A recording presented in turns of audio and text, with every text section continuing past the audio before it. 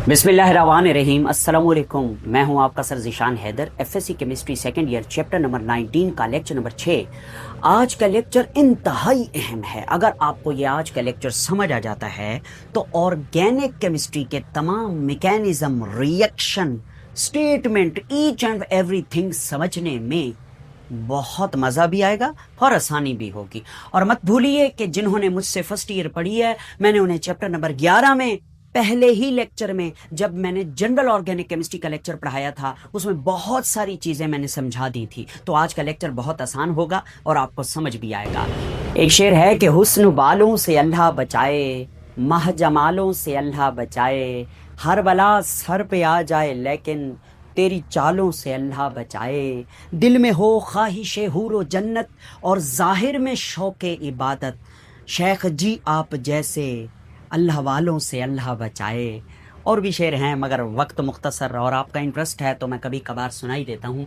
तो understanding organic reactions, ये हमारा लेक्चर नंबर 7 है जी, बिल्कुल।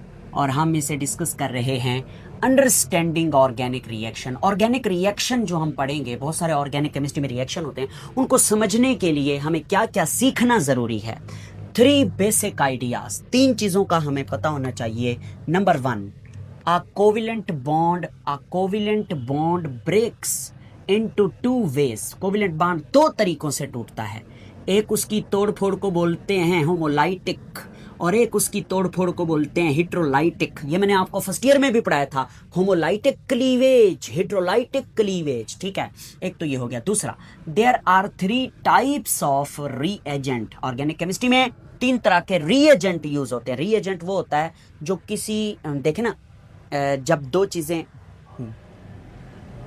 ऑर्गेनिक केमिस्ट्री में 3 तरह के रिएजेंट होते हैं। फ्री रेडिकल होते हैं, इलेक्ट्रोफाइल होते हैं, न्यूक्लियोफाइल होते हैं। इनको भी हम आगे देखेंगे। उसके बाद 4 टाइप्स ऑफ रिएक्शन होते हैं ऑर्गेनिक रिएक्शंस। अगर पेपर में शॉर्ट क्वेश्चन आ जाए कि ऑर्गेनिक केमिस्ट्री को अंडरस्टैंड करने के लिए या ऑर्गेनिक रिएक्शंस को अंडरस्टैंड करने के कौन से 3 बेसिक आइडियाज हैं, तो ये यहाँ तक आप लिखेंगे बस। That's it. वैसे उम्मीद नहीं है कि इस तरह का कोई सवाल आए, मगर आ भी सकता है। तो हम पहले से शुरू करते हैं। तो ठीक है, तो हम पहले से शुरू कर लेते हैं। पहला है breaking of covalent bond. Covalent bond जो ब्रेक होता है वो 2 स्टाइल में ब्रेक होता है। एक होता है होमोलाइटिक फिशन या होमोलाइटिक क्लीवेज या होमोलाइसिस, और दूसरी होगी हिट्रोलाइटिक फिशन, हिट्रोलाइटिक क्लीवेज या हिट्रोलाइसिस। तो सबसे पहले ना हम होमोलाइटिक फिशन पढ़ते हैं। होमोलाइटिक फिशन को समझाने के लिए मैं एक बड़ी ज़बरदस्त आपको एग्जांपल देता हूँ। क्लोरीन है, Cl का मालिक्यूल है, ये देखें, जिसमें 2 एटम हैं क्लोरीन के, और ये सेंटर में एक सिंगल कोवेलेंट बॉन्ड है। मैं और आप जानते हैं कि इस बॉन्ड में 2 इलेक्ट्रॉन होते हैं, एक ये और एक ये, 2 ही है ना। हाँ जी, बिल्कुल ठीक है। अब होता ये है कि इस मालिक्यूल के ऊपर जब अल्ट्रा वायलेट लाइट पड़ेगी तो ये मालिक्यूल ब्रेक होगा। मालिक्यूल में मौजूद ये वाला कोवेलेंट बॉन्ड टूटेगा, ये वाला इलेक्ट्रॉन इस पर सवार हो जाएगा, ये वाला इलेक्ट्रॉन इस पर चढ़ जाएगा, और आपके सामने ना Cl dot plus Cl dot, ये 2 स्पीशीज पैदा हो जाएंगी। डॉट का मतलब क्या है कि ये इलेक्ट्रॉन इस पर सवार हो गया और ये वाला इलेक्ट्रॉन इस पर सवार हो गया। अब इसे देखें ना, this is called free radical और this is also called free radical, क्योंकि ये जो डॉट आपको नजर आ रहा है ये एक अनपेयर्ड इलेक्ट्रॉन है, पेयर की फॉर्म में नहीं है। पहले ये दोनों इलेक्ट्रॉन आपस में पेयर बने हुए थे, अब ये बेचारे अनपेयर्ड हो गए हैं। हम इन्हें तलाक याफ्ता स्पीशीज भी कहते होते हैं, और ये बड़ी चालाक और बड़ी कातिल और बड़ी ही तेज रफ्तार होते हैं। जनाबे वाला, कुछ बातें मैंने आपके सामने लिखी हैं। इस किस्म के रिएक्शन, ये जो मैंने आपको दिखाया है, इसे होमोलाइटिक फिशन या होमोलाइटिक क्लीवेज कहते हैं। कुछ बातें नीचे लिखी हैं, वो इस वाले कॉन्सेप्ट को मजीद क्लियर कर देंगी। लिखने वाला लिखता है, कौन? आपकी किताब वाला, कि ब्रेकिंग बॉन्ड हुआ इज नॉन पोलर। अगर नॉन पोलर बॉन्ड ब्रेक होगा तो उसे हम कहेंगे होमोलाइटिक फिशन। हाँ, नॉन पोलर बॉन्ड के ब्रेक होने से। नॉन पोलर, जी हाँ, क्लोरीन और क्लोरीन के दरमियान ये जो सिंगल बॉन्ड है ये नॉन पोलर बॉन्ड है, कोई पोल्स नहीं है इसमें, है ऐसे ही है। तो और शेयर्ड इलेक्ट्रॉन्स डिस्ट्रीब्यूटेड इक्वली, ये जो शेयर्ड इलेक्ट्रॉन्स थे, दो इलेक्ट्रॉन, ये डिस्ट्रीब्यूट हो गए, तकसीम हो गए इक्वली, एक इलेक्ट्रॉन इसके पास चला गया, एक इलेक्ट्रॉन इसके पास चला गया, इक्वली डिस्ट्रीब्यूट हो गए ना, यस सर। ओके, उसके बाद फ्री रेडिकल फॉर्म्ड, इस किस्म की फिशन से these are the free radical जो के बन गए। सही हो गया। तो हाँ, पेपर में आएगा ना व्हाट इज होमोलाइटिक फिशन, तो आप कहेंगे एक ऐसा बॉन्ड ब्रेकेज जो नॉन पोलर बॉन्ड के टूटने से होगा उसको हम होमोलाइटिक फिशन कहेंगे, और उसमें इलेक्ट्रॉन इक्वली डिस्ट्रीब्यूट होंगे और उसमें बनेंगे क्या रिजल्ट के तौर पर, फ्री रेडिकल बनेंगे। और अगली बात सुनिएगा, ये जो फ्री रेडिकल्स होते हैं हम इन्हें रिएक्शन इंटरमीडिएट्स भी कहते हैं, रिएक्शन के दरमियान में बनने वाले। हम आगे रिएक्शंस में देखेंगे कि ये दरमियान में बनेंगे और फिर खत्म भी हो जाएंगे। So these are the reaction intermediate and they are highly reactive. Highly reactive क्यों है? क्योंकि ये पहले पेयर्ड इनका था, इन दोनों का, ये आपस में जुड़े हुए थे, स्टेबल थे, दोनों का ऑक्टेट पूरा था। अब आपने वो पेयर खत्म कर दिया, अनपेयर्ड हो गए बेचारे। ये कहता है हाय हाय मेरा पेयर छिन गया, मेरा बॉन्ड कमजोर हो गया, टूट गया, मैं अब हाईली रिएक्टिव हूं, कोई भी आएगा मैंने उस पर अटैक कर देना है और उसके साथ बॉन्ड बना लेना है। ये भी यही स्टेटमेंट जारी करता है। दूसरे नंबर पे है हेट्रोलाइटिक फिशन। हेट्रोलाइटिक फिशन को समझने के लिए हम एक बार HCl का ले लेते हैं, या HBr का भी ले सकते हैं, HCl का ले लेते हैं, हाइड्रोक्लोरिक एसिड। अब आपको पता है क्लोरीन की जो इलेक्ट्रोनेगेटिविटी होती है वो ज्यादा होती है, तकरीबन 3, और हाइड्रोजन की होती है 2.1। तो जिसकी इलेक्ट्रोनेगेटिविटी ज्यादा होती है वो क्लोरीन है। तो क्लोरीन के करीब होगा ना इलेक्ट्रॉन का जोड़ा और हाइड्रोजन से दूर होगा, जिसकी वजह से क्लोरीन के ऊपर पार्शियल नेगेटिव चार्ज होगा और हाइड्रोजन के ऊपर पार्शियल पॉजिटिव चार्ज होगा। अब ये जो कोवेलेंट बॉन्ड बना हुआ है this is called the polar covalent bond, और पोलर कोवेलेंट बॉन्ड का जो टूटना है उसे हम हेट्रोलाइटिक फिशन कहते हैं। हेट्रो माने अलग अलग, मतलब मुख्तलिफ किस्म के, ये और तरह का एटम है, ये और एटम है, हाइड्रोजन। सही हो गया। और इधर से जब टूटेगा तो ये दोनों इलेक्ट्रॉन हाईली इलेक्ट्रोनेगेटिव एटम के पास चले जाएंगे, दोनों इलेक्ट्रॉन, और हाइड्रोजन के पास कुछ भी नहीं जाएगा, जिसका नतीजा ये होगा कि क्लोरीन जो है Cl, उस पर जो पार्शियल नेगेटिव था अब वो पूरा नेगेटिव हो जाएगा। क्यों? उसका अपना इलेक्ट्रॉन भी क्लोरीन का उसके ही पास है और हाइड्रोजन का भी क्लोरीन ले उड़ा है, तो इसलिए क्लोरीन के ऊपर पक्का नेगेटिव चार्ज आ जाएगा और ये क्लोराइड आयन बन जाएगा। और हाइड्रोजन बेचारे का इलेक्ट्रॉन छीन चुका तो ये इलेक्ट्रॉन डेफिशिएंट हो गया और इसके ऊपर पक्का पॉजिटिव चार्ज आ जाएगा और ये आयन्स जनरेट हो गए हैं।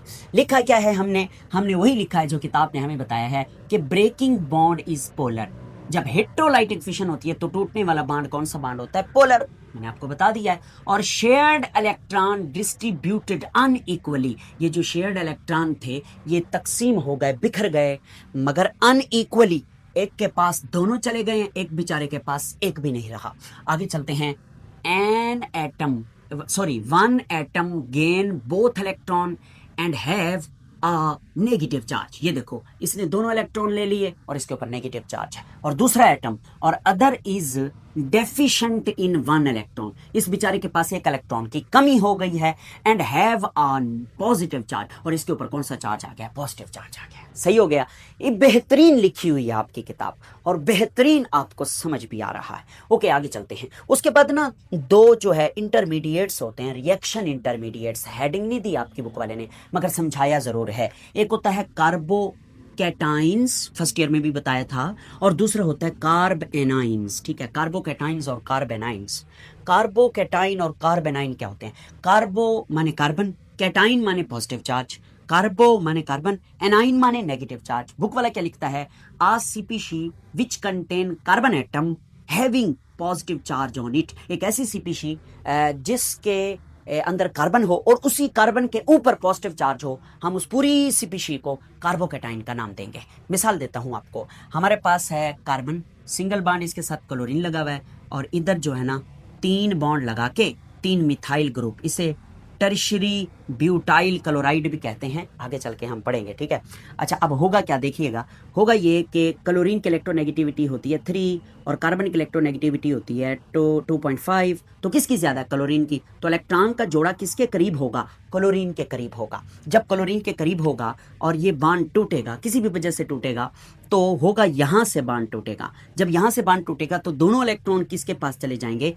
क्लोरीन के पास चले जाएंगे और कार्बन बेचारे का इलेक्ट्रॉन भी जब क्लोरीन ले उड़ेगा तो कार्बन के ऊपर आ जाएगा पॉजिटिव चार्ज। कार्बन, ठीक है, ये 3 1 2 3 मिथाइल ग्रुप लगा रहा हूं, CH3 CH3 CH3। कार्बन के ऊपर क्या आ गया? कार्बन के ऊपर आ गया पॉजिटिव चार्ज और क्लोरीन पे कौन सा चार्ज आ गया? Negative charge. तो अब देखें ये एक पूरी स्पीशी है, इसका नाम आपको आता है? हाँ, टर्शरी कार्बोकैटाइन, फर्स्ट ईयर में पढ़ाया था। इसके ऊपर पॉजिटिव चार्ज है तो इट्स मीन ये क्या है? ये कार्बोकैटाइन है। सही हो गया? Yes sir. अच्छा, एक मजेदार बात सर, हमें कैसे पता चलेगा कि कार्बोकैटाइन बनने वाला है जब कोई बॉन्ड टूटेगा? मैं बताता हूं। देखो, अगर कार्बन के साथ बिल्कुल साथ हाईली इलेक्ट्रोनेगेटिव एटम जुड़ा होगा, कार्बन के साथ अगर हाईली इलेक्ट्रोनेगेटिव एटम का बॉन्ड होगा तो जब वो बॉन्ड टूटेगा तो कार्बन के ऊपर पॉजिटिव चार्ज ही आएगा, कार्बोकैटाइन ही बनेगा, क्योंकि ये हाईली इलेक्ट्रोनेगेटिव एटम जो है वो इलेक्ट्रॉन दोनों ले जाएगा, अपना भी और कार्बन का भी। ये इसकी पहचान है।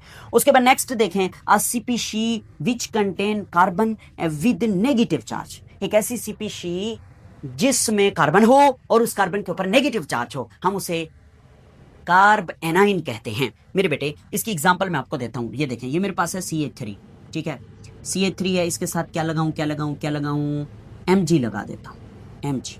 अच्छा, आपको पता है कार्बन क्या है? नॉन मेटल है। हाँ, और कार्बन की जो इलेक्ट्रोनेगेटिविटी है वो ज्यादा है। कार्बन की इलेक्ट्रोनेगेटिविटी क्या है? इलेक्ट्रोनेगेटिविटी हाई है।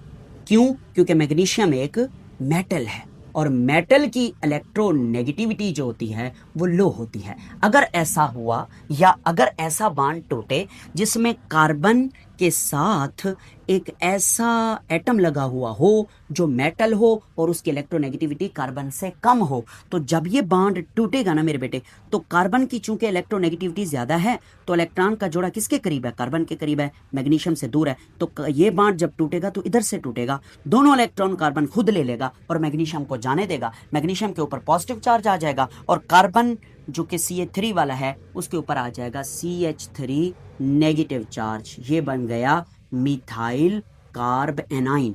समझ आ गई? Yes sir. और भी उसके बाद हम देखते हैं टाइप्स ऑफ रीएजेंट। रीएजेंट क्या होता है मैं आपको बताऊं।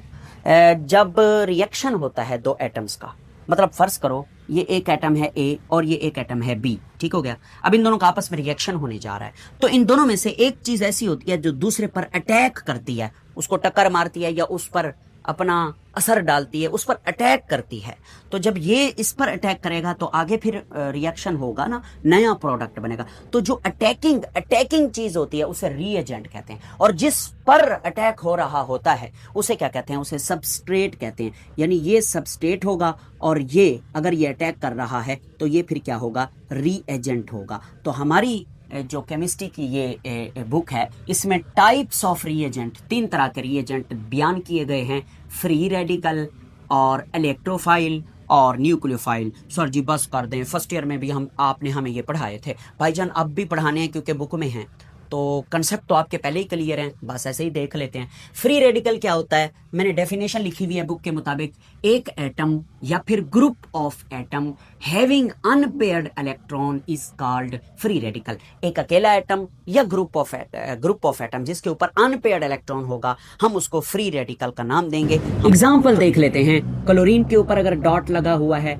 अच्छा ये पहचान है फ्री रेडिकल की कि उसके ऊपर डॉट लगा हुआ होगा, तो ये फ्री रेडिकल है। हाइड्रोजन पर डॉट लगा हुआ है तो ये फ्री रेडिकल है। CH3 के ऊपर डॉट लगा हुआ है तो ये मिथाइल फ्री रेडिकल है। CH3COO डॉट, ये भी एक फ्री रेडिकल है। तो these are the example. Sir और भी कुछ लिखना है फ्री रेडिकल के बारे में? जी हाँ, वो मैं पहले ही लिख चुका हूं इस जगह पे कि free radicals are reaction intermediate and they are highly reactive and how they form. तो आप बताएंगे when breaking bond is non polar the resulting products are free radical. उसके बाद इलेक्ट्रोफाइल और न्यूक्लियोफाइल, ये भी रिएजेंट हैं, फर्स्ट ईयर में भी हम पढ़ चुके हैं। इलेक्ट्रोफाइल, इलेक्ट्रो माने इलेक्ट्रॉन, फाइल माने मोहब्बत, हाय मोहब्बत, जी हाँ डेफिनेशन भी तो यही है। इलेक्ट्रॉन लविंग स्पीशीज, आय हाय, इलेक्ट्रॉन से प्यार करने वाले स्पीशीज, तवज्जो है, हाँ इश्क, बल्कि इश्क करने वाले। गर इश्क है तो इश्क का इजहार होना चाहिए, आपको चेहरे से भी बीमार होना चाहिए।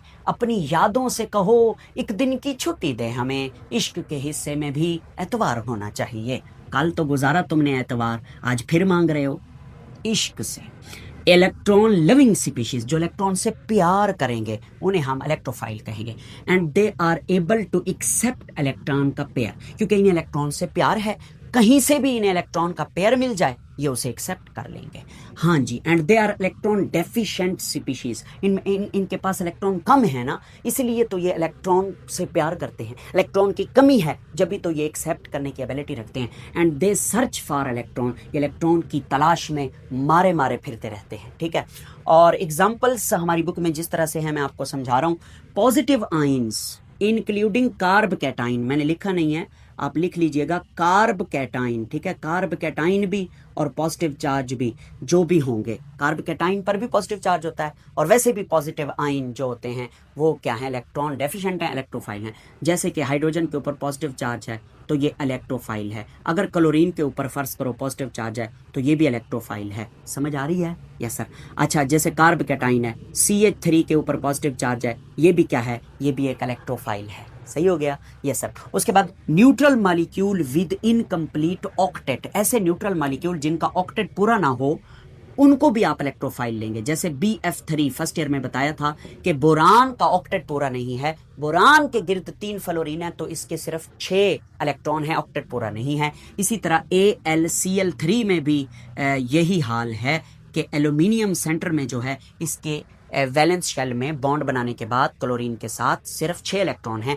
इधर एल्यूमिनियम का ऑक्टेट पूरा नहीं है, इधर BF3 में B का ऑक्टेट पूरा नहीं है, तो ये भी क्या है, इलेक्ट्रोफाइल, ये भी क्या है, इलेक्ट्रोफाइल। बोर्ड के पेपर में एक MCQ आता है कि इनमें से कौन सा इलेक्ट्रोफाइल है, BF ऑप्शन में होता है, तो यही इलेक्ट्रोफाइल है। उसके बाद neutral molecule with partial positive charge, neutral molecule जिनके अंदर किसी एटम पर पार्शियल पॉजिटिव चार्ज आ जाए तो वो भी इलेक्ट्रोफाइल होंगे। मिसाल के तौर पर हमारे पास है SO3, इसे कहते हैं सल्फर ट्राइऑक्साइड, इसमें सल्फर सेंटर में है और 3 ऑक्सीजन इधर लगे हुए हैं। आपको बताऊं मैं कि सल्फर की इलेक्ट्रोनेगेटिविटी ऑक्सीजन से कम है, 3 ऑक्सीजन है तो तीनों पर पार्शियल नेगेटिव चार्ज होगा, इलेक्ट्रॉन अपनी तरफ खींच लेंगे जिसकी वजह से सल्फर के ऊपर पार्शियल पॉजिटिव चार्ज होगा, और ये सल्फर वाला जो एटम है अंदर यही इलेक्ट्रोफाइल के तौर पर काम करेगा। उसके बाद नेक्स्ट देखें न्यूक्लियोफाइल। न्यूक्लियोफाइल का मतलब है nucleus loving species and able to donate electron pair, इन्हें न्यूक्लियस से प्यार है और न्यूक्लियस पे पॉजिटिव चार्ज है, इनके पास इलेक्ट्रॉन हैं और ये इलेक्ट्रॉन डोनेट करने की एबिलिटी रखते हैं, यानी ये लिविस बेस हैं। जनाबे वाला इलेक्ट्रॉन रिच स्पीशीज होते हैं और they search for positive, they search for nucleus, nucleus पर भी तो पॉजिटिव चार्ज ही है। ओके, एग्जांपल दीजिए नेगेटिव आयंस जिन पर नेगेटिव चार्ज होगा, जैसे Cl पे नेगेटिव चार्ज है, जैसे OH-1 पे नेगेटिव चार्ज है, जैसे Cn पे माइनस का नेगेटिव चार्ज है, these are all called nucleophile.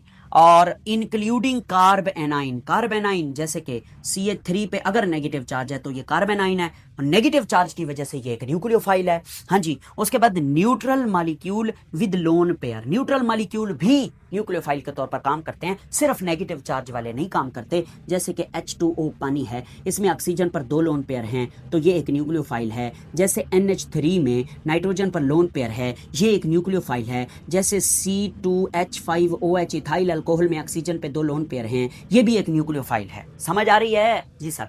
उसके बाद यहाँ पर हम एक क्विक चेक कर लेते हैं क्योंकि इलेक्ट्रोफाइल न्यूक्लियोफाइल से रिलेटेड है। क्विक चेक 19.6 का A पार्ट है, उसने आपको ना 5 मॉलिक्यूल दिए हैं, NH3 Br.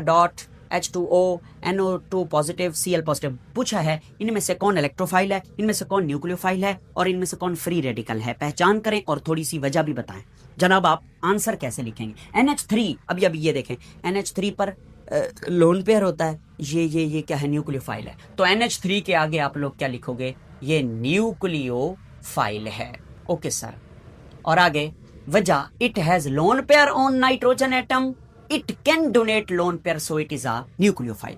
उसके बाद Br पे क्या लगा हुआ है, dot, this is what, this is free radical, ये फ्री रेडिकल है, फ्री रेडिकल है। वजह, bromine atom has 1 unpaired electron so it is the free radical. उसके बाद H2O पानी, लोन पेयर होते हैं ऑक्सीजन के ऊपर, ये न्यूट्रल न्यूक्लियोफाइल है, तो आप क्या लिखोगे, ये न्यूक्लियोफाइल है। सही हो गया। वजह नीचे लिखी हुई है, oxygen atom has 2 lone pair and can donate these lone pair. उसके बाद नेक्स्ट देखें NO2 पॉजिटिव चार्ज आ गया है, जी हाँ, ये इलेक्ट्रोफाइल है। कौन है, इलेक्ट्रोफाइल। सही सर। वजह, it carry positive charge, and electron deficient, और इसमें इलेक्ट्रॉन की भी कमी है। कमी क्यों है? पॉजिटिव चार्ज जब भी तो है, इसमें इलेक्ट्रॉन की कमी है। Cl पे पॉजिटिव चार्ज है, ये भी क्या है मेरे बेटे, ये भी एक इलेक्ट्रोफाइल है, और इसकी रीजन पॉजिटिव चार्ज है, इलेक्ट्रॉन डेफिशिएंट है। यही ऊपर वाली इसके साथ भी खड़का देना, ऊपर वाले के साथ भी खड़का देना। ठीक हो गया, इसका स्क्रीनशॉट बनाएं। अब हम आगे चलते हैं, अभी लेसन खत्म नहीं हुआ। थैंक यू, बना ले सर जी, बना लिया, ओके। मेरे बेटे अब हम डिस्कस कर रहे हैं types of organic reaction. Types of organic reaction मैं आपको बताऊं, ऑर्गेनिक केमिस्ट्री में ना बेसिकली मेन 4 किस्म के रिएक्शन होते हैं, और भी टाइप्स हैं मगर मेन 4 किस्में होती है। Number 1 substitution reaction, number 2 addition reactions, number 3 elimination reaction, number 4 rearrangement reaction। फिर आगे भी हम कुछ टाइप्स डिस्कस करेंगे। सबसे पहले है सब्स्टिट्यूशन रिएक्शन। आपको पता है सब्स्टिट्यूशन रिएक्शन एक ऐसा रिएक्शन होता है जिसमें एटम को उतार कर उनकी जगह पर कोई और एटम लगा दिया जाता है। इसको सब्स्टिट्यूशन रिएक्शन कहते हैं। डेफिनेशन मैंने नहीं लिखी, बुक में लिखी हुई है, आप वहीं से तैयार करेंगे। मैं सिर्फ आपको एग्जांपल दूंगा और एग्जांपल से ही आपको बात समझ आ जाएगी। ठीक है, ये मेरे पास है ethyl bromide, CH3CH2 ethyl bromide. हाँ, मैं इसका रिएक्शन करा रहा हूँ KOH के साथ, KOH। ठीक है, KOH कहते हैं पोटेशियम हाइड्रोक्साइड, और इन the presence of water, H2O की मौजूदगी में, इसीलिए इसको बोलते हैं एक्वस KOH। ठीक हो गया, यस सर। अब होगा क्या मैं आपको बताता हूं, यहां से ये Br उतर जाएगा और Br की जगह पर OH लग जाएगा। इन दोनों की आपस में ना रिप्लेसमेंट हो जाएगी, यानी Br OH को रिप्लेस कर देगा। आपके सामने जो प्रोडक्ट बनेगा, मैं यहां लिख दूं प्रोडक्ट, यस सर लिख दें, CH3 single bond CH2 single bond, ये है जनाब OH, यहां आ जाएगा तो आप लगाएंगे OH। This is what ethyl alcohol, या आप इसे एथानोल भी कहते हैं। और वो क्या था, वो था ब्रोमो ईथेन, 1-2 कार्बन है, ईथेन, ब्रोमो ईथेन। ये मैं आयोपिक जो आपको नोमेनक्लेचर पढ़ाया है इसी चैप्टर में, उसके मुताबिक मैंने नाम लिखा है। उसके बाद के और Br आपस में मिलके कब्बर बना देंगे, कब्बर, ये ले, ओके। तो दिस इज कॉल्ड सब्स्टिट्यूशन। हुआ क्या है, Br को उतारकर उसकी जगह पे OH लगा दिया है, सब्स्टिट्यूशन हो गई है, एक चीज को उतारकर दूसरी चीज। This is called substitution reaction. उसके बाद है एडिशन रिएक्शन। अच्छा, एडिशन रिएक्शन में क्या होता है कि मल्टीपल बॉन्ड्स होते हैं ऑलरेडी, ठीक है, जैसे डबल बॉन्ड या ट्रिपल बॉन्ड होता है, उसमें हम कोई चीज़ ऐड करते हैं, 2 एटम ऐड करते हैं, यानी अगर ये डबल बॉन्ड है तो इसमें एक सिग्मा है, एक पाई है। हम जब ऊपर वाला पाई टूटेगा तो एक एटम इस कार्बन के साथ जुड़ जाएगा, एक एटम इस कार्बन के साथ जुड़ जाएगा। This is called addition reaction. हमने फर्स्ट ईयर में भी पढ़ी है, निकल इसमें कैटलिस्ट है, 200 से लेकर 300 डिग्री सेल्सियस का टेम्परेचर आपने देना है। ये वाला बॉन्ड टूटेगा, एक हाइड्रोजन इस कार्बन के पास चला जाएगा, एक हाइड्रोजन इस कार्बन के पास चला जाएगा, कोई चीज बाहर नहीं निकलेगी, एक नया कंपाउंड बनेगा जिसमें उल्टा चीज ऐड हो जाएगी। यानी CH2 है तो ये CH3 सिंगल बॉन्ड, CH2 की बजाय ये भी क्या हो जाएगा, CH3। इट्स मीन ये था ईथीन और ये क्या बन गया, ईथेन। ठीक हो गया जी सर। उसके बाद एक और एग्जांपल भी हमारी बुक वाले ने दी हुई है कि CH3 है सिंगल बॉन्ड है, CH है डबल बॉन्ड है, CH2 है। सर इसका क्या नाम है, इस रिएक्शन का क्या नाम है, मैं बताता हूँ। इस रिएक्टेंट का क्या नाम है इसका, 1 2 3 कार्बन है तो प्रोप लगा दे, प्रोप, और डबल बॉन्ड आया हुआ है तो इन, प्रोपीन है इसका नाम। इसमें भी ये जो डबल बॉन्ड है, इसमें ये ऊपर वाला बॉन्ड टूट जाएगा, एक हाइड्रोजन इस कार्बन के पास चला आएगा, एक हाइड्रोजन इस कार्बन के पास चला आएगा, और आपके सामने बनेगा CH3, ये वाला सिंगल बॉन्ड, ये वाला बन जाएगा CH2 सिंगल बॉन्ड, ये वाला बन जाएगा CH3। तीन एटम हैं, सिंगल बॉन्ड वाली चेन है तो प्रोप माने 3 और सारे बॉन्ड सिंगल तो ANE, प्रोपेन। सही हो गया, यस सर। ये भी एडिशन रिएक्शन है, ये भी एडिशन रिएक्शन है। अब हम बात करते हैं इलिमिनेशन रिएक्शन की। ठीक है, इलिमिनेशन रिएक्शन में हम क्या करते हैं, दोबारा से ये वाला रिएक्टेंट लेते हैं, ब्रोमोइथेन। मैं लिख रहा हूं आपके सामने, CH3 single bond CH2 single bond Br। ठीक हो गया, और इधर हम क्या डालेंगे, KOH। सर जी अगर आप KOH डालेंगे तो ऊपर भी तो KOH था, ये तो फिर यही सब्स्टिट्यूशन हो जाएगी। नो, अब हमने एक्वस AOH नहीं लेना, हम शराबी AOH लेंगे, यानी हम अल्कोहल डालेंगे।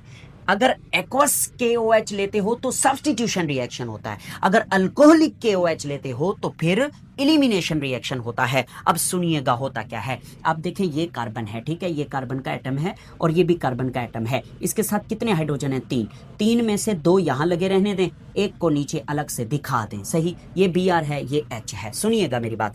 अब K पर होता है पॉजिटिव चार्ज, OH पे होता है नेगेटिव चार्ज। OH क्या करेगा? पहले मैं K की बात बता दूं आपको या OH की बात बताऊं?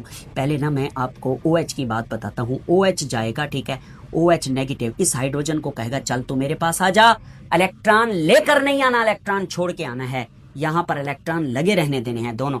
मेरे ऊपर नेगेटिव चार्ज है, तुझ पर H पॉजिटिव हो जाएगा, हम आपस में मिलके तेरी मेरी जरूरत यानी H2O पानी बना देंगे। ये आ जाता है H। उसके बाद अगली बात सुनिएगा, ये वाला जो K है जिस पर पॉजिटिव चार्ज है, ये इस Br पे अटैक करता है और इस Br को कहता है तू मेरे पास आ जा, मगर खबरदार इलेक्ट्रॉन दोनों लेकर आना, क्योंकि मुझ पर पॉजिटिव है, तू दोनों इलेक्ट्रॉन लेकर आएगा तो तुझ पर नेगेटिव होगा और हम दोनों मिलकर पॉजिटिव नेगेटिव कब्र बना देंगे, यानी KBr बना देंगे। ये बन जाएगा KBr। KBr कब्र, कब्र पे पड़ गया पानी। ओके, अब इधर क्या हशर होगा? ये वाला बांड यहाँ पे ट्र इधर आके शिफ्ट हो जाएगा इस जगह पे और आपके सामने प्रोडक्ट बनेगा। देखना, CH2 डबल बॉन्ड, पहले सिंगल था अब डबल बन गया, डबल बॉन्ड और CH2, this is called ethene. और इसको हमने इलिमिनेशन रिएक्शन क्यों कहा है ये सुन लें। इसमें Br भी निकल गया, H भी निकल गया और सिंगल से दोबारा डबल बॉन्ड बन गया। तो एडिशन रिएक्शन और इलिमिनेशन रिएक्शन में ये फर्क है कि एडिशन रिएक्शन में मल्टीपल बॉन्ड टूट के सिंगल बॉन्ड बनता है और एलिमिनेशन रिएक्शन में डबल बॉन्ड बनता है या ट्रिपल बॉन्ड बनता है, यानी मल्टीपल बॉन्ड बनते हैं। ये दोनों एक दूसरे के मतवाजी, एक दूसरे के उलट हैं, आपको फर्स्ट ईयर में भी पढ़ाए थे। तो this is the elimination reaction. उसके बाद रीअरेंजमेंट। रीअरेंज, चीज एक ही होगी, उसकी जो है तरतीब आपने बदल देनी है, रीअरेंज कर देना है एटमों को। मिसाल के तौर पर हमारे पास ना एक 8 कार्बन की चेन है, CH3 single bond, CH2 single bond, CH2 single bond, CH2 single bond, हाय हाय, CH2 single bond, CH2 single bond, CH2 single bond. Count तो करो, 1 2 3 4 5 6 7, इतना ला लो 8। समझ आ गई? ये 8 कार्बन की चेन है, 8, और इसका नाम होता है N ऑक्टेन, सीधी सीधी ऑक्टेन चेन। ठीक हो गया। मगर आपकी बुक वाले ने यूं नहीं लिखा हुआ, आपकी बुक वाले ने इसे कंडेंस करके लिखा हुआ है। आपकी बुक वाले ने इसे यूं लिखा हुआ है CH3, ठीक है, उसके बाद लिखा हुआ है CH2 और उसको ब्रैकेट में क्लोज करके आगे लिखा हुआ है 6, फिर लिखा हुआ है CH3, कंडेंस फॉर्म। देखो ना, CH3 ये वाला और CH3 ये वाला, दरमियान में CH2 CH2 CH2 6 बार हैं, तो इसलिए इस तरह लिख दिया। इसका नाम क्या है? N octane. N माने नॉर्मल सीधी चेन, ऑक्टेन माने 8 कार्बन की चेन। होता क्या है, इसके ऊपर हम लोग डालते हैं कैटलिस्ट, कैटालिस्ट, जो स्पीड को स्पेलिंग क्या है, कैटालिस्ट, ठीक है, और इसके साथ हीट भी हम करते हैं। तो ये जो N ऑक्टेन है, ये जो स्ट्रेट चेन है, ये ब्रांच चेन में तब्दील हो जाती है और नया जो प्रोडक्ट बनता है, देखिएगा, 5 कार्बन की सीधी चेन आप बना देंगे, ठीक है। उसके बाद आप इसकी नंबरिंग कर लें 1 2 3 4 5। अच्छा, कार्बन 2 पे नीचे और ऊपर मिथाइल ग्रुप लगा दें, CH3 CH3, और कार्बन 4 पे ऊपर या नीचे एक मिथाइल ग्रुप लगा दें और बाकी हाइड्रोजन पूरे करें। इधर 3 हाइड्रोजन आएंगे, इधर 1 आएगा, इधर 2 आएंगे, इधर कोई भी हाइड्रोजन नहीं आएगा, 4 बांड पूरे हैं, इधर 3 आएगा। इसका नाम रख लेते हैं कि इसका नाम क्या है। सबसे पहले select the longest chain, this is the longest chain. Numbering कहाँ से शुरू करें? नंबरिंग तो लगी हुई है ऑलरेडी कि जहाँ 2 सब्सटीट्यूएंट हैं वहाँ से 1 2 3 4 5। ओके सर जी। अब देखें, 2 कार्बन पे ये भी मिथाइल है, ये भी मिथाइल है, और 4 पे भी मिथाइल है, तो इसका नाम बनेगा 2,2,4 और 1 2 3 माने ट्राई, और हैं ये क्या, मिथाइल। और आखिर में हम पेरेंट नेम लिखते हैं, 1 2 3 4 5 कार्बन है तो पेंट। और बताइए सारे बॉन्ड सिंगल हैं? Yes, ANE, this is called 2 to 4 tri methyl pentane.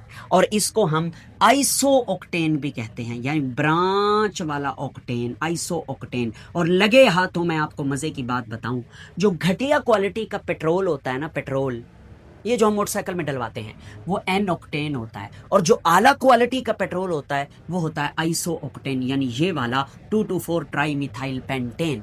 समझ आ रही है कि नहीं आ रही?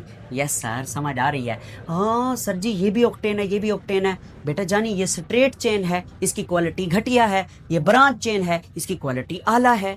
इस प्रोसेस को रीफॉर्मिंग भी कहते हैं, रीअरेंजमेंट रिएक्शन भी कहते हैं, रीफॉर्मिंग भी कहते हैं, क्योंकि इसमें रीअरेंजमेंट हुई है, चीज़ वही है। ये भी ऑक्टेन है, ये भी ऑक्टेन है, बस एटमों की तरतीब बदल गई है, उसका स्ट्रक्चर बदल गया है, उसकी अरेंजमेंट बदल गई है, इसलिए। आगे चलते हैं। हमारी बुक वाला कहता है ये तो 4 मेन रिएक्शन हो गए, इसके अलावा 2-4 और भी हैं, छोटे छोटे रिएक्शन हैं, उनको देख लेते हैं। नंबर 1 हाइड्रोलिसिस है, उसके बाद है कंडेंसेशन रिएक्शन, उसके बाद है ऑक्सीडेशन, और ये तो हमने फर्स्ट ईयर में पढ़ी हुई है, जी हाँ। उसके बाद है रिडक्शन जनाब। ओके, सबसे पहले देखते हैं हाइड्रोलिसिस क्या होती है। आपने नाम ये बचपन से सुनते आ रहे हैं, हाइड्रोलाइसिस। लाइसिस माने तोड़फोड़, हाइड्रो माने पानी की मौजूदगी में, पानी की मौजूदगी में किसी भी चीज की तोड़फोड़। या हमारी बुक क्या लिखती है कि कंपाउंड टूट जाएगा इनटू दो एलिमेंट में, या दो चीजों में। Compound will break into 2 on reaction with pani. जब भी किसी कंपाउंड को पानी के साथ रिएक्ट करवाएंगे तो वो 2 हिस्सों में बिखर जाए, टूट जाएगा, इसका मतलब हाइड्रोलिसिस हुई है। But in the presence of H positive या OH नेगेटिव। ये क्या भला है? H पॉजिटिव एसिड है, OH नेगेटिव बेस है, ये कैटलिस्ट के तौर पर काम करेंगे। हमारे पास एग्जाम्पल जो उसने बड़ी प्यारी एग्जाम्पल दी है, आइए देखते हैं। एग्जाम्पल है ये क्या है sir ji? This is called ethyl ethanoate. ये एस्टर है, इथाइल एथानोएट। हाँ, अगर आपको नोमेनक्लेचर और फंक्शनल ग्रुप आते हैं तो रिएक्शन भी आएंगे, वरना कख नहीं आएगा। ये इथाइल है, हाँ, ये इसे एथानोएट कहते हैं, ठीक। ओके, इसमें आप ना हाइड्रोलिसिस है तो इसका रिएक्शन किसके साथ होगा? वाटर के साथ। मैं जरा खोल लेता हूँ, ठीक है। और यहाँ पे मैं जो कैटलिस्ट ले रहा हूँ वो हाइड्रोजन आयन ले रहा हूँ, यानी कि एसिड एज अ कैटलिस्ट के तौर पर ले रहा हूँ। होगा पता क्या? ये टूटेगा, पानी के साथ इसका रिएक्शन होगा, 2 हिस्सों में टूटेगा इन the presence of this one. पता कहाँ से टूटेगा? ये देखें, ये यहाँ से टूटेगा, टूट गया। ओके सर, अब हाइड्रोजन पे होता है पार्शियल पॉजिटिव चार्ज, OH पे होता है पार्शियल नेगेटिव। तो हाइड्रोजन जाएगा इस O के पास, उससे रिएक्ट करेगा, और OH जाएगा इस CH2 के साथ रिएक्ट करेगा। आपके सामने जो प्रोडक्ट बनेंगे वो मैं आपको दिखा रहा हूँ। ये देखें, ये CH3 single bond C double bond O single bond O। Colour आपको बताएगा, कलर। ये देखें, H इस O के साथ जुड़ गया तो ये H। What is this? Ethanoic acid, acetic acid. जी हाँ, आपको कैसे पता चला? एक और एक 2 कार्बन है और COOH फंक्शनल ग्रुप है कार्बोक्सिलिक एसिड का, एथेनोइक एसिड। एक तो ये बन जाएगा, दूसरा क्या बनेगा ये देख लेते हैं। ये इसी मार्कर से, ये CH3, ठीक है सर, सिंगल बॉन्ड, ये वाला CH2, ठीक है सर, और ये काला OH इसके साथ आके जुड़ जाएगा, काला काला OH। ये क्या है? एथेनॉल, शराब है ये, शराब, एथेनॉल। वही बात हुई ना कि हमारा जो भी कंपाउंड है वो पानी से रिएक्ट करके 2 हिस्सों में बढ़ जाएगा, 2 नए कंपाउंड बनेंगे in the presence of some acid और base. This reaction is called hydrolysis. आगे चलते हैं। कंडेंसेशन रिएक्शन क्या होता है? कंडेंसेशन ये होता है कि 2 मॉलिक्यूल होंगे, वो आपस में इकट्ठे जुड़ के एक बड़ा प्रोडक्ट बना देंगे, और हो सकता है कि इस दौरान कोई छोटा मॉलिक्यूल एलिमिनेट भी हो, जैसे पानी है, अमोनिया है, या अल्कोहल है, कुछ भी। जनाब इसकी डेफिनेशन देखें, 2 molecule combine to form a new bigger molecule. 2 molecule आपस में जुड़ेंगे और एक बड़ा मॉलिक्यूल बना देंगे, विद और without elimination of a small molecule. हो सकता है कि इनके मिलने के दौरान कोई छोटा मॉलिक्यूल रिलीज हो सकता है ना हो। बोलो सुभान अल्लाह। अच्छा, बुक वाले ने क्या एग्जांपल दी है जरा देखते हैं। प्रोपानोन CH3COCH3 और हाइड्रोक्सल अमाइन, इसे बोलते हैं हाइड्रोक्सल अमाइन। देख लें, OH को हाइड्रोक्सल और NH2 को बोलते हैं अमाइन, हाइड्रोक्सल अमाइन। इनको आपस में कंडेंस करवाना है, इनको चिपकाना है, मिलाना है। कैसे मिलेंगे मैं बताता हूँ। सबसे पहले तो ये होगा कि ये जो डबल बॉन्ड है ना, इसमें से एक बॉन्ड टूट जाएगा, यानी ये वाला बॉन्ड जो है इसमें से टूट जाएगा। ओके सर जी, टूट गया। जब ये बॉन्ड टूटेगा तो ये बन जाएगा CH3 single bond C single bond O, और नीचे आ जाएगा CH3, यानी कि ये वाला CH3 है ना, ये वाला CH3 हम इसे मोड़ देंगे ऐसे नीचे, ऐसे मोड़ देंगे, ठीक है। और ये वाला जो H है, ये वाला H उतार के इस O के साथ लगा देंगे, ये H आ जाएगा इधर, काला काला H, ये H इधर आ गया, ठीक है। और यहाँ पे होगा सिंगल बॉन्ड, क्योंकि कार्बन के 4 बॉन्ड होते हैं, एक इधर है, एक इधर है, एक ये वाला बॉन्ड तो नीचे फिर गया। आगे जो नया बॉन्ड बनेगा वो इस N के साथ बनेगा, ये H हमने उतार लिया है, N, ठीक है। और ऊपर आ जाएगा इसका H, ये वाला, और आगे क्या आ जाएगा OH, ठीक हो गया। सर ये प्रोडक्ट बन गया है, जी नहीं, अभी आगे रिएक्शन होना बाकी है। होगा ये कि यहाँ से जाएगा H और यहाँ से जाएगा OH, OH और H जाएंगे तो पानी निकल जाएगा, और ये इस जगह पर जो बॉन्ड है, ये वाला बॉन्ड, ये इधर अंदर शिफ्ट हो जाएगा, यानी C और N के दरमियान, और आपके सामने जो नया प्रोडक्ट बनेगा वो होगा CH3 सिंगल बॉन्ड C, नीचे लगा दें CH3, उसके बाद डबल बॉन्ड, और यहाँ पे आ जाएगा N, और N के साथ क्या आ जाएगा OH। ये क्या है सर? इसे बोलते हैं प्रोपानोन ऑक्साइन। क्या बोलते हैं? प्रोपा, नाम लिख रहा हूं, प्रोपानोन ऑक्साइन। उसके बाद देखते हैं ऑक्सीडेशन। यार ये तो आपने हमें फर्स्ट ईयर में पढ़ाया है जी, 4 डेफिनेशन है मैंने आपको ऑक्सीडेशन की, 4 रिडक्शन की फर्स्ट ईयर में पढ़ाई थी। आज मैं 5वीं डेफिनेशन भी आपको पढ़ाऊंगा, क्योंकि हमारी बुक वाले ने लिखी हुई है। देखो, याद है दोस्तों पुरानी बातें, loss of electron is called oxidation, addition of oxygen is called oxidation, removal of hydrogen is called oxidation. याद है? Yes sir.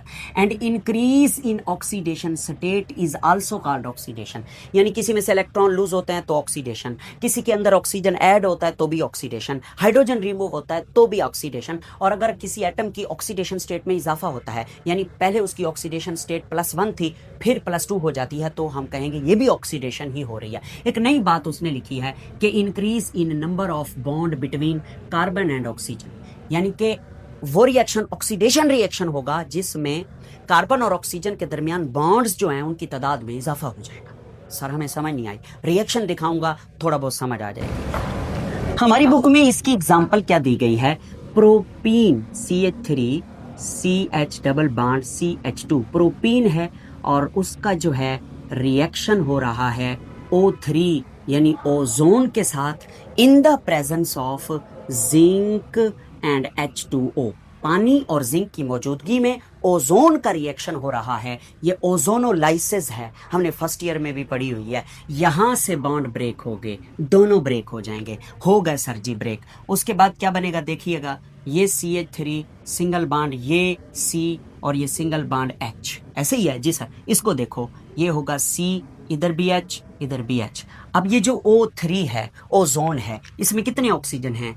3 ऑक्सीजन है। 3 में से हमारे कितने काम के हैं? 2 में से एक जो ऑक्सीजन है वो यहाँ पे लग जाएगा डबल बॉन्ड के साथ, एक ऑक्सीजन डबल बॉन्ड के साथ यहाँ पे लग जाएगा। जो ऑक्सीजन बचेगा वो पानी के साथ मिल के हाइड्रोजन पेरोक्साइड बनाएगा, फिर उसका जिंक के साथ रिएक्शन होगा, फिर वो हमने फर्स्ट ईयर में देखा था। हम सिर्फ डायरेक्ट बात कर रहे हैं मेरे प्यारे बेटे। This is called what?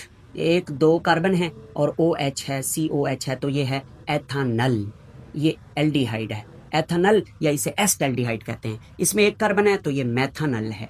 एथानल और मेथानल, हाँ जी, कार्बोनाइल कंपाउंड भी कहते हैं इनको मेरे बेटे। अब ये इसमें हुआ क्या है? This is oxidation. कौन सी टर्म में आप इसको ऑक्सीडेशन कहेंगे? इस आखिरी वाली, increase in number of bond between carbon and oxygen. देखो ये बॉन्ड बना है, कार्बन और ऑक्सीजन के दरमियान 2 बॉन्ड बने हैं, इधर भी कार्बन और ऑक्सीजन के दरमियान 2 बॉन्ड बने हैं। इसमें तो कार्बन और ऑक्सीजन का बॉन्ड ही नहीं था, इसलिए इसकी ऑक्सीडेशन हो गई है, क्योंकि कार्बन और ऑक्सीजन के दरमियान जो बॉन्ड बने हैं उनकी तादाद में इजाफा हुआ है। पहले तो कार्बन और ऑक्सीजन के दरमियान कोई बॉन्ड नहीं थे, इधर 2 बॉन्ड बने, इधर भी 2 बॉन्ड बने हैं। नेक्स्ट उसके बाद रिडक्शन देखेंगे। रिडक्शन तो बहुत ही ज्यादा आसान है, जैसे कि क्या आसान है, इससे उलट तो है, हाँ जी उलट ही है। Gain of electron is called reduction, removal of oxygen is called reduction, addition of hydrogen is called reduction, decrease in oxidation state is called reduction, and also decrease in number of bond between carbon and oxygen. जैसे यहाँ carbon और oxygen के दरमियान bond बने हैं, increase आया है, वैसे ही रिडक्शन में कार्बन और ऑक्सीजन के बॉन्ड में डिक्रीज आएगा तो उसको रिडक्शन कहें। सही हो गया? Yes sir. सर को एग्जाम्पल हम हाइड्रोजन के हवाले वाली ले रहे हैं, हमारी बुक वाले ने जो दी है। Addition reaction, CH2 double bond CH2, इधर आ गया हाइड्रोजन 2 और निकल की मौजूदगी में, और टेम्परेचर भी होगा तो यहाँ पर ये बॉन्ड टूटेगा, एक H इधर ऐड हो जाएगा, एक H इधर ऐड हो जाएगा। ये भी तो रिडक्शन है, हाइड्रोजन की जो एडिशन हो रही है। जी हाँ, CH3 single bond CH3, sir जी ये भी तो रिडक्शन है। यस, उस टॉपिक तो हो गया खत्म। अब हम क्विक चेक देख लेते हैं। क्विक चेक बहुत थोड़े हैं, यानी 19.6 का A तो हमने पढ़ लिया था, ये B है कि B का पहला पोर्शन है कि ये आपके सामने एक रिएक्शन है। आपने बताना है ये कौन सा रिएक्शन है। देखें ना, डबल बॉन्ड बना हुआ है, सही है। ये एक बॉन्ड टूटेगा, हैं जी, इधर चला जाएगा H और इधर चला जाएगा Br, तो ये प्रोडक्ट बन जाएगा। तो ये क्या हुआ है, ऐड हुए हैं, डबल बॉन्ड में से एक बॉन्ड टूटा है, तो this is called addition reaction. मैं लिख देता हूं, ये कौन सा रिएक्शन है, एडिशन रिएक्शन। रीजन नीचे लिखी हुई है, two reactant combine to form a single product, तो this is called addition reaction. उसके बाद नीचे वाला रिएक्शन देखें, CH4 और Br2 का रिएक्शन है। अब CH3Br और HBr बन रहा है, CH4 के साथ जो है Br2 है, तो इधर एक हाइड्रोजन उतार के उसकी जगह Br लगाया गया है, तो this is called what, substitution reaction. Substitution reaction, okay हो गया। वजह नीचे लिखी हुई है, one hydrogen atom of CH4 is replaced by Br atom. ये वाला रिएक्शन देखेंगे, इसमें क्या हुआ है, CH3 CH2 CH Cl CH3 और नीचे प्रोडक्ट बना है जिसमें डबल बॉन्ड आ रहा है, यानी यहाँ से ये क्लोरीन उतर गया है और इधर से एक H उतर गया है और HCl बन गया है, तो this is what, this is elimination reaction. क्या लिखोगे, एलिमिनेशन रिएक्शन। वजह ये लिखी हुई है, hydrogen and chlorine removed from adjacent carbon and form carbon carbon double bond, यही डेफिनेशन भी है एलिमिनेशन रिएक्शन। उसके बाद सी और आखिरी पोर्शन का पहला है, ये आपके सामने एक रिएक्शन हुआ खड़ा है जिसमें प्रोपानोन है और इसका नाम होता है हाइड्राजीन, NH2 हाइड्राजीन, और ये दोनों आपस में कंडेंस हुए हैं और यहाँ से ऑक्सीजन उतरा है, इस ऑक्सीजन के साथ ये N जुड़ गया है, ठीक है, और ये दोनों हाइड्रोजन और ये ऑक्सीजन आपस में मिलके पानी बन गए हैं, तो this is called condensation reaction.